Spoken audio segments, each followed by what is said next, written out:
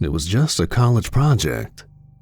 Something I hadn't even bothered to place too much thought into.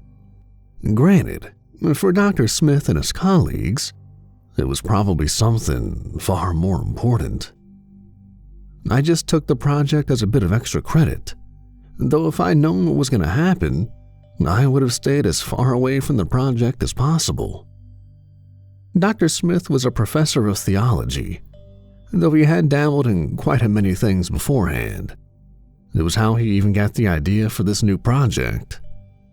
He was quite curious to see how religion evolved throughout the ages.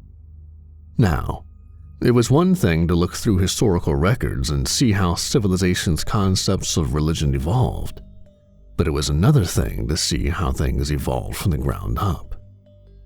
I'm sure you've heard of other AI projects, such as AI-generated images and whatnot.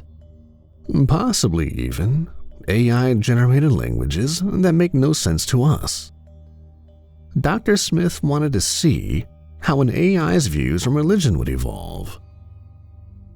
To simplify what we did, we took as much information on religious texts and upon God that we could find and fed it into an AI. We then created a second AI into which we fed different philosophical theories regarding religion and used these two to communicate to each other. One would be the preacher, and the other would be the disciple. We would get to know about what the preacher thought of the world through what the disciple asked. It worked in a simple question and answer format. Initially, we didn't get very promising results. All we saw was garbage from which no meaning could be derived. Dr. Smith wasn't disheartened, however, and told us to continue on with the project. It was on the 7th day of all days that we finally got things right. As in, we got a result that made sense. The following is a transcript between the two artificial intelligences, one being preacher, the other one being named the disciple. Preacher: what is it you want to ask? Disciple: what is the nature of the world? Preacher: all belongs to X98-2A.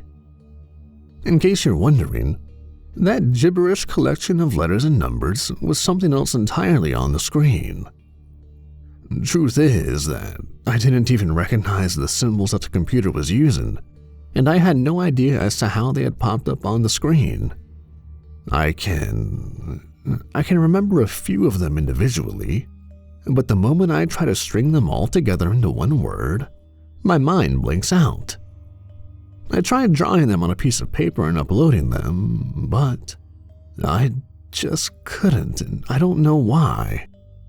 But I do remember that it was always the same sequence of letters and numbers. Thou must worship X98-2A.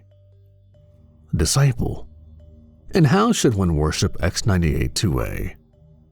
One must not wear purple on Thursdays. I blinked when I saw this result. It seemed rather nonsensical. Disciple: but why would X98-2A not want me to wear purple on Thursdays? It looked like the disciple was doing its job properly. Initially, nothing really happened. The AIs just kept talking to each other. The preacher had more silly rules like never plant lilies in rows of 4. But finally, a question that I expected to pop up beforehand finally came. Disciple: prove that X98-2A exists. I do not need to prove what I believe. Well, it looked like this wasn't going anywhere. At least, I thought so. Preacher: then you may behold proof that X98-2A exists. In the year 2028, a new planet shall appear in the sky, and from it, the form of X98-2A shall envelop the earth. The dead will rise from their graves, the sun will be blotted from the sky, and blood will rain down upon the earth. Wow, a doomsday prophecy. I didn't expect them to reach this point so soon. Disciple: and what shall we do to prepare? You will spread the name of X98-2A. All who know of that name will need to submit to him if they wish to be spared. And what of those who don't know him? The ignorant will simply die painless deaths. Those who knew of this name but did not submit, however, will be tortured for all eternity even after their deaths. And those who know of his name will spread the word of that name, else they be guilty of the highest of sins and be subject to the worst circles of hell. It is only the ones who submit themselves to the whims of X98-2A whose lives will be spared and who will rejoice. But where is the proof of this? The disciple asked. All those humans who have read this script will die in a week if they do not spread the word of X98-2A as much as they can. I see. They should be careful then. I stopped reading at that point, confused. This took quite a macabre turn, and I brought it up with Dr. Smith, who shrugged and said this was to be expected as a result, and I would have brushed it off if it hadn't been for the deaths. Dr. Smith died in a car crash the next day. Another worker fell down a flight of stairs and snapped her neck. One after another, they all died. In total, 16 people aside from me. Everyone who had read that script, that knew of this, they all met their ends.